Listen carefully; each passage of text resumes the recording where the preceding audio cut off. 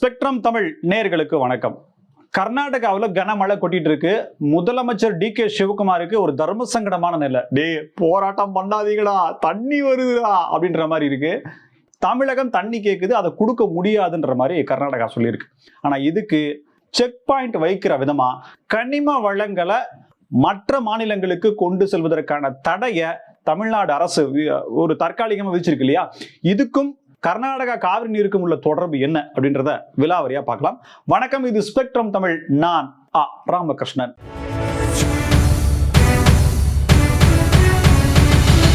ஆசியாவிலேயே மிக உயரமான ஏரி, மிக உயரமான டேம் அப்படின்ற மாதிரி கட்டப்படும் போது பெருமை பலதும் இருந்தது. இதை கட்டிய அந்த எல்லிஸ் அப்படின்றவரை கிட்டத்தட்ட சுதந்திர இந்தியாவிற்கு முன்பாக இந்த அணை கட்டப்பட்டது. இப்ப எதுக்குடா மேட்டூர் டேமை பத்தி பேசுற அப்படின்னா, இந்த மேட்டூர் டேமை கட்டுறதுக்கான அனுமதியை கர்நாடகா கிட்ட இருந்து அப்போ சமஸ்தானம், மைசூர் சமஸ்தானத்துல இருந்தது. அப்போ அனுமதியை வாங்கறதுக்காக தமிழ்நாடு செஞ்ச ஒரு வேலை அப்படிங்கிறதா இருக்கு. என்னன்னா, சமஸ்தானம் அப்படியே ஆமா கட்டிக்கிங்க அப்படின்ற மாதிரிலாம் சொல்லல. காவிரியில வரக்கூடிய பெரு வெள்ளத்தின் காரணமாக ஒவ்வொரு வருஷமும் கிட்டத்தட்ட பேரழிவு அப்படிங்கிறது ஏற்பட்டுச்சு.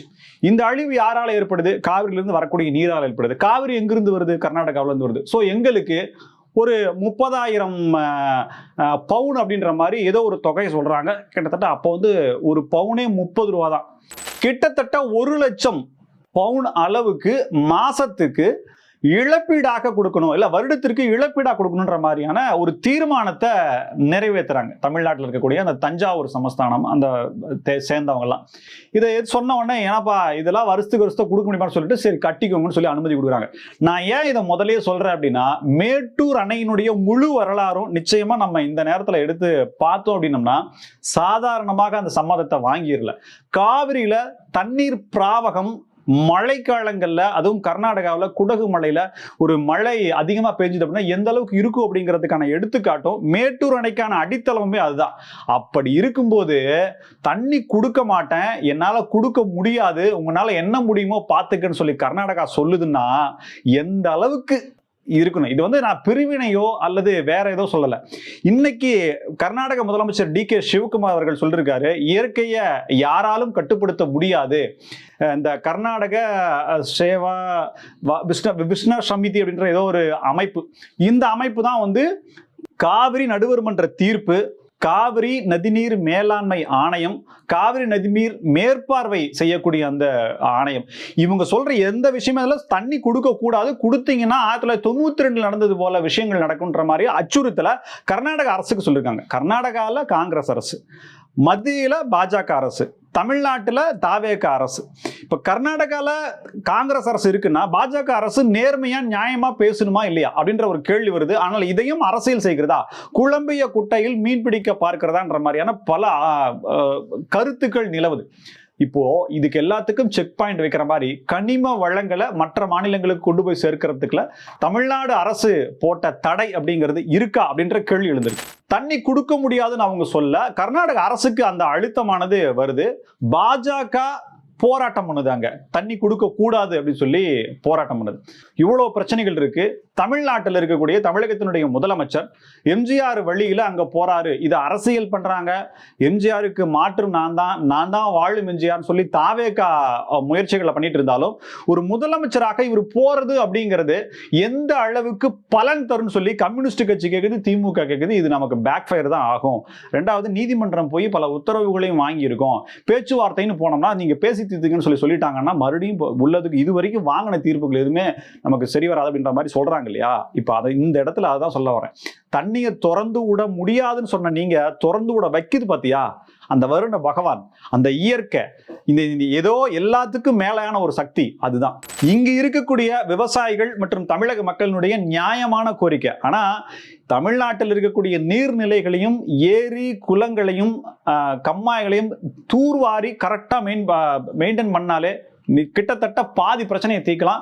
இதெல்லாம் பெரிய ஒரு முயற்சியை எடுக்கணும், அதற்கான மாற்று கருத்து இல்லை அப்படிங்கிறதும். இதுக்கு செக் பாயிண்ட் வைக்கிற விதமா கனிம வளங்களை கொண்டு போய் சேர்க்கிறதுல, கனிம வளங்களை மற்ற மாநிலங்களுக்கு எடுத்துட்டு போறதுக்கான தடை அப்படிங்கிறது இருக்கா? ஏன் அப்படின்னா எம் சாண்டு, ஜல்லி, அது 1.5 இன்ச் ஜல்லி ஆகட்டும், 1 இன்ச் ஜல்லி ஆகட்டும், பேபி ஜல்லி ஆகட்டும், இல்லை க்ரஷர் ஆகட்டும், எதுவாக இருந்தாலுமே கிருஷ்ணகிரியில் இருக்கக்கூடிய மலையெல்லாம் முழுங்கி, எப்படி கன்னியாகுமரியில் மலை கள்ளர் இருக்கிறாரோ அதுபோல கிருஷ்ணகிரியில் குறுநில மலை கள்ளர்கள் இருக்கிறாங்க. இவங்க எல்லாம் என்ன பண்றாங்க அப்படின்னா, தமிழ்நாட்டில் இதே பொருளை வித்தாங்க அப்படின்னா ஒரு 1000 ரூபாய் கிடைக்குது அப்படின்னா, அப்படியே ஒசூர் தாண்டி, செக் போஸ்ட்டை தாண்டி, பார்டர் தாண்டி போனாங்க, பெங்களூருக்குள்ள போனாங்க அப்படின்னா அது அப்படியே 2000 ரூபாய்க்கு. நான் ஒரு தோராயமா சொல்றேன். ஒரு யூனிட் மணலோ இல்லது ஒரு லாரி மணலோ நான் சொல்லலை. மணல்னா இது எம்சாண்ட். இது தமிழ்நாட்டில் விற்கிறத விட டபுள் மடங்கு அங்க கொடுக்குறாங்க. அங்க இருக்கக்கூடிய உற்பத்தி செய்யக்கூடிய கனிம வளங்கள், ப்ளூ மெட்டல்ஸ் அப்படிங்கிறது கர்நாடகாவுடைய தேவைக்கு நிச்சயமா பத்தவே பத்தாது. அப்படி இப்போ அப்படியே கர்நாடகாவில் இருக்கக்கூடிய ரியல் எஸ்டேட்லாம் அப்படியே ஆட்டம் கண்டு கிடக்குது. எவ்வளவு அசுர வளர்ச்சியில் இருக்கு பெங்களூரு மாநகரம். அதை தாண்டி ஒட்டுமொத்த கர்நாடகாவுக்குமான ஒரு அட்சய பாத்திரமா இருக்கிறதுன்னு பார்த்தீங்கன்னா அது பெங்களூரு தான். அந்த வளர்ச்சியில, அந்த தேவையில அவங்க அடிமடியில கை வைக்கிறாங்க அப்படின்னா எங்கிருந்து கொண்டு வருது? டீசல் விலை என்ன விலை ஏறி கிடக்குது, எப்படி கொண்டு வருதுன்ற மாதிரி ஏகப்பட்ட டென்ஷன். இது அரசுக்கு மிகப்பெரிய ஒரு கட்டுமான பொருட்கள் விலையேற்றம், தட்டுப்பாடு, பதுக்கல், வியாபாரிகள் போராட்டம், சொந்த வீடு கட்டுபவர்களுடைய எதிர்ப்பு, அவங்களுடைய அடுத்து வர எலெக்ஷன்ல இது ஓட்டு பாதிப்பு அப்படின்னு சொல்லி பல பிரச்சனைகள் ஏற்படுத்தும். இதெல்லாம் அவங்களுக்கு தெரியுது. இந்த கனிம வளங்களை வராம இருக்கிறதுக்கு தமிழ்நாடு நமக்கு ஒரு மறைமுகமா செக் பாயிண்ட் வைக்குதான்ற ஒரு பேச்சு கர்நாடகாவில் இருக்குது. இப்படியே கேரளாவில் பார்த்தீங்கன்னா நாங்கள் மலையெல்லாம் அப்படியே வச்சுக்குவோம், இயற்கையினுடைய காட்ஸ் ஓன் கண்ட்ரி அப்படின்னு சொல்லி நாங்கள் பேர் சொல்லிக்குவோம். ஆனால் அதே மலை வேற எங்கேயாவது இருந்ததுன்னா அதை உடைச்சி, மார்பை அறுத்து, சின்ன சின்னதாக உடைச்சி எங்கிட்ட கொண்டு வந்து கொடுங்க, அதுக்கான காசை நாங்கள் கொடுக்குறோம், நான் வாங்கிக்கிறோன்றாங்க. ஏன்னா எங்கேயா போச்சு அறிவு உங்களுக்கு? தமிழ்நாட்டிலிருந்து காசுக்காக என்ன வார்த்தை வேணா, அசிங்கமான வார்த்தை வேணா பயன்படுத்தலாம். கொண்டு போறீங்கல்ல, மார்பு அறுத்து. மழை இல்லைன்னா மழை இல்லையா, மழையே பெய்யாதியா?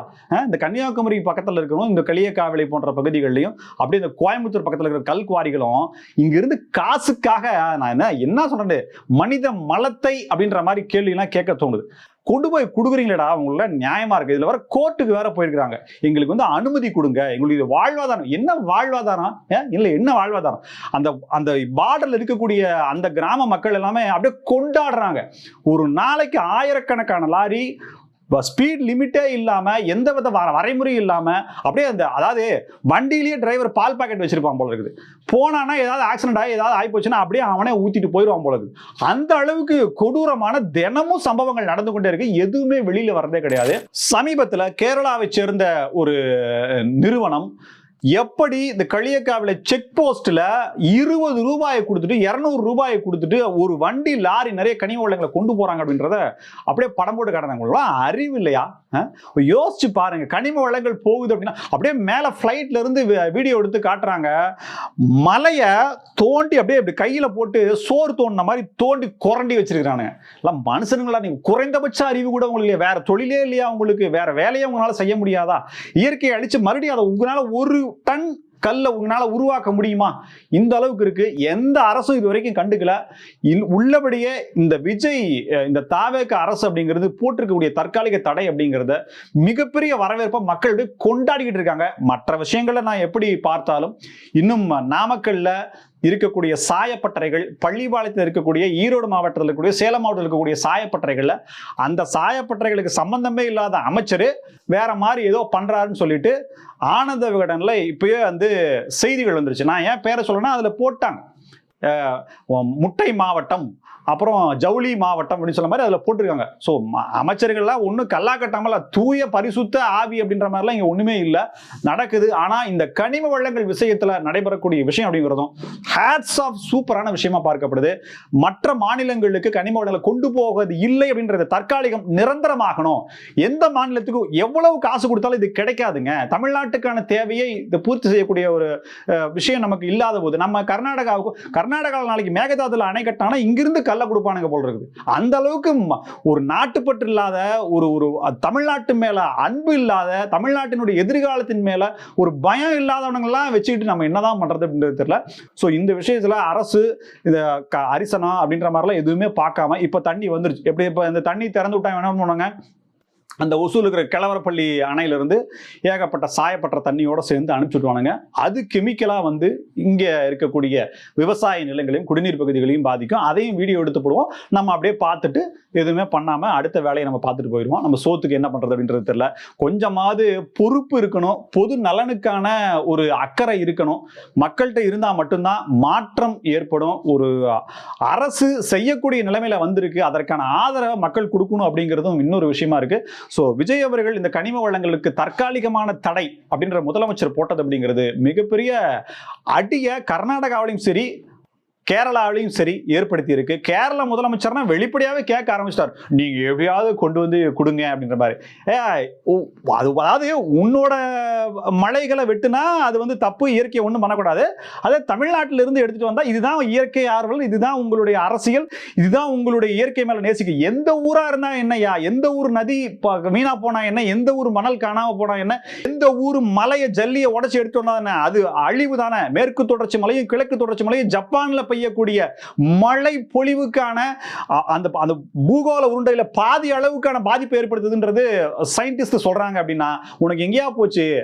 நீ எங்கேயா கனிம வளங்களை கேட்கறன்னா உன்னெல்லாம் என்ன பண்ணலாம், உன்னெல்லாம் எப்படி என்னத்தை சொல்றதுன்றது தெரியல. இத்தனை முதலமைச்சர் அப்படின்ற மாதிரியான பல கேள்விகள் இருக்கு. மாட்சிமை பொருந்திய மாண்புமிகுகள், அவங்களை நம்ம பேசவும் முடியாது. ஸோ நீங்க உங்க மாநிலத்தில் தேவைன்னா அதை நீங்க பார்த்துக்கோங்க. உங்க மலையோ இல்லை உங்களுடைய இதையோ நீங்க தோண்டி எடுத்துங்க. அங்கிருந்து மருத்துவ கழிவை கொண்டு வந்து கொட்டுறீங்களே, அது உங்களுக்கு நியாயமா இருக்கா? உங்க இடம் நல்லா இருக்கணும், உன் வீடு சுத்தமா இருக்கணும், உன் வீட்டுக்கு வெளியில குப்பையை கொட்டினீங்கன்னா அதை பத்தி ஒண்ணும் இல்லை. நம்ம என்னத்த சொல்றதுன்றது தெரியல. ஸோ ஒரு இதுவரைக்கும் நடந்த விஷயத்தை மாற்றுவதற்கான முயற்சிகள் எடுத்திருக்காங்க. இது எந்த அளவுக்கு சக்சஸ் ஆகும் அப்படின்றது தெரியல. அழுத்தங்கள் எங்கெங்க இருந்தோ வரலாம், இன்னும் வேற மாதிரியான பிரச்சனைகள் அப்படின்றது வரலாம். எப்படி இருந்தாலும் காவிரி நதிநீருக்கும் கனிம வளங்களை கொண்டு செல்வதற்கான கனெக்ஷன் அப்படிங்கிறது செம செக் பாயிண்டா பார்க்கப்படுது. இது எப்படி சக்சஸா மாறும் அப்படிங்கிறத நம்ம பொறுத்திருந்து பார்க்கலாம். கனிம வளங்களை கொண்டு செல்வதற்கு தடை அப்படி சொல்லி பேப்பர்ல கையெழுத்து போட்டு நம்ம போட்டா மட்டும் சரியாயிடாது. கிட்டத்தட்ட 9 இடங்கள்ல நம்மளுடைய மாநிலத்திலிருந்து அண்டை மாநிலங்களுக்கான கனெக்ட் செய்யக்கூடிய அந்த சாலைகள்ல நிரந்தரமான சோதனை சாவடிகளை ஏற்படுத்தியிருக்காங்க. இதை தாண்டி குறுக்கு வழியில போகக்கூடியவங்களுக்கு அங்கேயும் தற்காலிகமான சோதனை சாவடியை அமைச்சிருக்காங்க. காவல்துறை, போக்குவரத்து துறை, வருவாய்த்துறை, கனிம வளத்துறை ஒரு டீமை ஃபார்ம் பண்ணி பயங்கரமான செக்கிங்ல இருக்காங்க.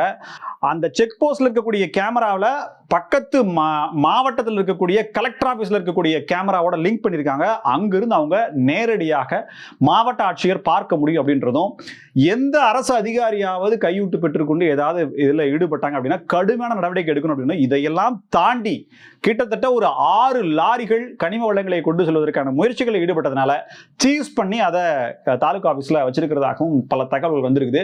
உள்ளபடியே இந்த நடவடிக்கைகள் தொடரும். இன்னும் அடுத்தடுத்த எந்த ஆட்சி வந்தாலுமே செய்ய முடியாத அளவுக்கு இந்த கனிம வளங்களை காப்பாற்றக்கூடிய வேலையை செஞ்சா மட்டும்தான் எதிர்காலத்துல தமிழ்நாடு இப்போ மீத்தேன் எடுக்கிறதுக்காக சொன்னாங்க, காவிரி வறண்ட பூமி ஆயிரும், பாலைவனம் ஆயிரும். மலைகளை போன்று சுரண்டி எடுத்தீங்கன்னா என்னடா ஆகும் சொல்லுங்க? அது என்ன ஆகும்? அதுவும் பாலைவனம் தான் ஆகும். மழை பொழிவு இருக்காது, தேவையான நிலத்தடி நீர் இருக்காது, பூரா வறண்டு போயிடும். காசை வச்சுட்டு நம்ம அதை வச்சு பேப்பரை வச்சு திங்க வேண்டிதான். இதுக்கு மேல சொல்றதுக்கு ஒண்ணுமே இல்லை. இறுதி செய்தியா என்ன அப்படின்னா, ஓ பன்னீர்செல்வம் முன்னாள் முதலமைச்சர் அவர்கள் திமுகவில் போய் அப்படியே ரொம்ப என்ன சொல்றது மரியாதையா இருக்கிறார் அப்படின்றதும், இது அவருடைய மகன் நடிகை த்ரிஷா மூலமாக தாவேகாவில் இணைவதற்கான முயற்சிகளை மேற்கொண்டு வருகிறார் அப்படிங்கிறதும் சில செய்திகளா பார்த்தோம். இதுல என்ன அப்படின்னா, இவங்க பண்ற மூவ்மெண்ட் எல்லாமே திமுகவுக்கு தெரியுதான். ஆனா திமுக காரணம் இருந்தா கூப்பிட்டு வார்னிங் பண்ணிடுவாங்க, இல்ல வேற மாதிரி ஏதாவது தடுத்துருவாங்க, இல்ல காம்பன்சேட் ஏதாவது பண்ணுவாங்க. இது அதிமுக பார்ட்டியாச்சு. ரெண்டாவது வந்து முன்னாள் முதலமைச்சர் வேற வந்தா இருப்பாருன்னு நினைச்சாங்க. இவர் மறுபடியும் தாவேகா, அதாவது திமுக ஜெயிச்சதுன்னா அதிகாரத்துல வந்து வேற மாதிரி நம்ம கோல வச்சலாம் அப்படின்னு நினைச்சவருக்கு திமுக ஜெயிக்காம போனதுனால ஒரே வருத்தத்தில் இருக்காரு. ஸோ எப்படியாவது அங்க போயிட்டு நம்மளுடைய என்னது வரலாறுக்கு தகுந்த மாதிரி எதுனா ஒரு பதவியை வாங்குவோமா அப்படின்ற மாதிரியான முயற்சிகள்ல போய்கிட்டு இருக்காரு அப்படிங்கிறதும், இதுக்கு அதிமுகவில் எப்படி சொல்ல முடியும் அப்படின்ற மாதிரியான விஷயங்கள் வந்துட்டு இருக்குது. விஜயபாஸ்கர் சீட்டு தருவதற்காக சட்டமன்ற உறுப்பினராக அதிமுகவில் வேட்பாளராக இருப்பதற்காக கிட்டத்தட்ட ஒரு ஆள்கிட்ட 4.5 கோடி ரூபாய் பணம் கைவிட்டு வாங்கினாரா அப்படின்ற மாதிரியான குற்றச்சாட்டு வந்திருக்குது. இந்த விஷயத்தை எடப்பாடி கே பழனிசாமி அவர்கள் வேற மாதிரி எடுத்துட்டு போற மாதிரியும், விஜயபாஸ்கருடைய அரசியல் வாழ்க்கைக்கான ஒரு கேள்விக்குறியை போடுவதற்கான முயற்சிகள்ல வேற வழியில ஒரு சட்டபூர்வமாக எடுப்பதற்கான முயற்சிகள் அவர் இறங்கி இருக்கிறார் அப்படின்ற மாதிரியான பல செய்திகளும் வந்திருக்கு. இந்த காணொலியில சொல்லப்பட்ட விஷயங்கள் பத்தின கருத்துக்களை கமெண்ட் பாக்ஸ்ல சொல்லுங்க. நன்றி நேயர்களே.